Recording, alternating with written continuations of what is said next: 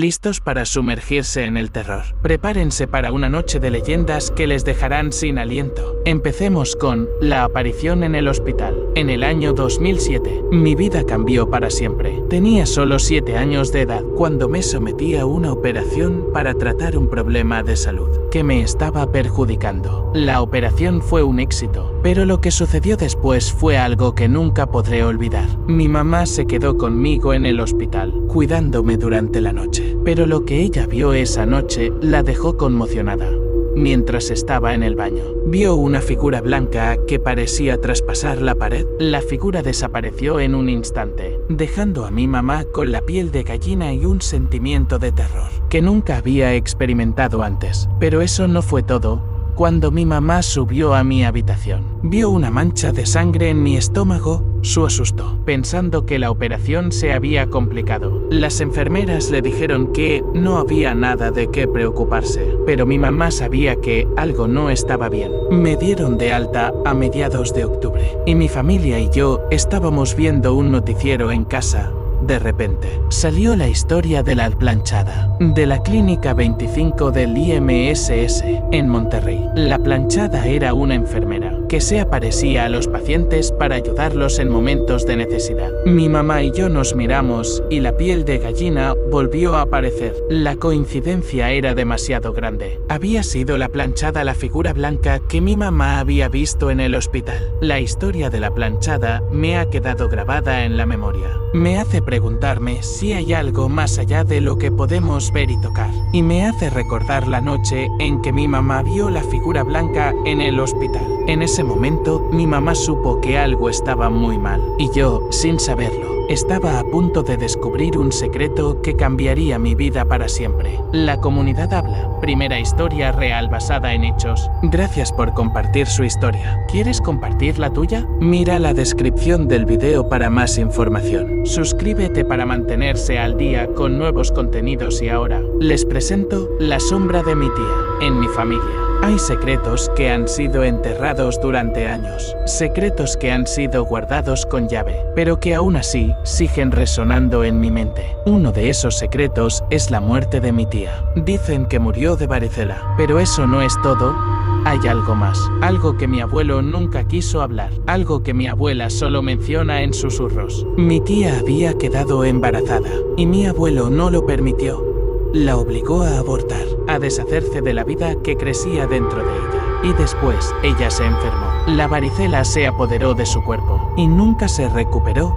Pero hay algo más, algo que me hace preguntarme si la muerte de mi tía fue realmente un accidente, algo que me hace dudar de la versión oficial. Mi abuela me ha contado que mi tía se mojó en un día lluvioso y que después se enfermó. Pero hay algo en su voz que me hace pensar que hay más detrás de la historia. Quizás nunca sabré la verdad. Quizás el secreto de la muerte de mi tía se llevará a la tumba. Pero una cosa es segura, la sombra de mi tía sigue presente en mi familia. Y siempre lo estará. Mi abuela me miró con ojos tristes y me dijo: tu tía era una chica muy joven y muy inocente. No merecía morir de esa manera. Me sentí un escalofrío en la espalda al escuchar sus palabras. ¿Qué pasó realmente? Le pregunté a mi abuela. Ella se detuvo un momento antes de responder. Tu abuelo era un hombre muy estricto y muy tradicional. No aceptaba que tu tía estuviera embarazada fuera del matrimonio. La obligó a abortar y después la castigó por su error. Me sentí una rabia y una tristeza al escuchar las palabras de mi abuela. ¿Y la varicela? Le pregunté. Mi abuela se encogió de hombros. La varicela fue solo una excusa. Tu tía se enfermó después de abortar y nunca se recuperó. Tu abuelo se sintió culpable, pero nunca lo admitió. Me sentí un vacío en el estómago al escuchar la verdad. La historia de mi tía es una tragedia que me ha marcado para siempre. Me hace reflexionar sobre la importancia de la compasión y la empatía. Y me hace preguntarme qué otros secretos hay en mi familia que aún no he descubierto. Y como broche final,